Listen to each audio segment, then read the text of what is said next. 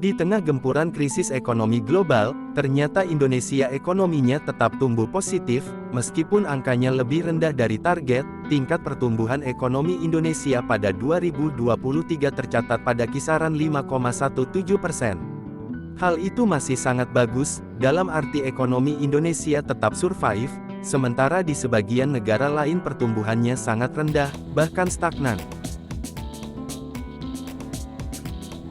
Di sektor perbankan, bank-bank plat merah sanggup meraih laba yang signifikan di kuartal I 2024 ini.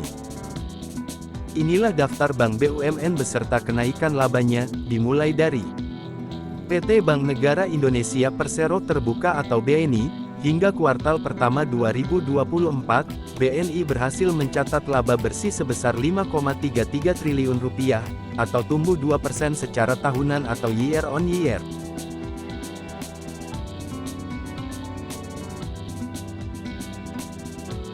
Bank BRI juga mencatatkan hal positif. Hingga akhir triwulan pertama 2024, BRI secara konsolidasi berhasil mencetak laba sebesar Rp15,98 triliun.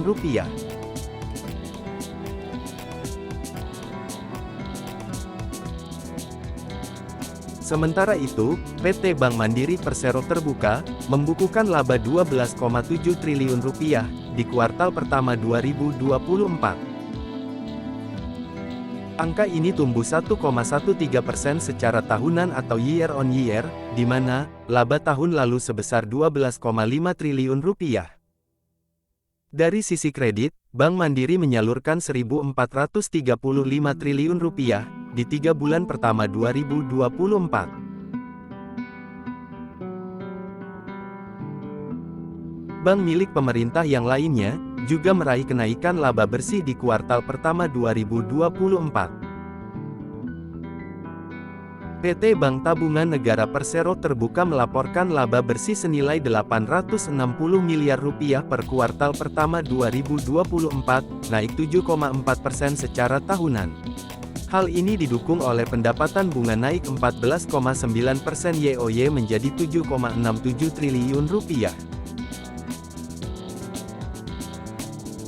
PT Bank Raya Indonesia Terbuka Agro membukukan kinerja positif di sepanjang kuartal pertama 2024, dengan membukukan laba sebesar Rp9,16 miliar, atau tumbuh 109,56% year on year, di sepanjang kuartal pertama 2024. PT Bank Syariah Indonesia Terbuka BSI, mampu menjaga kinerja positif dan berhasil mencetak laba senilai Rp1,71 triliun pada kuartal pertama 2024, di tengah tantangan dan kondisi ekonomi global yang fluktuatif. Bagi para investor dan para pemegang saham dari bank-bank tersebut, bersiap-siaplah mendapat pembagian dividen yang sangat lumayan.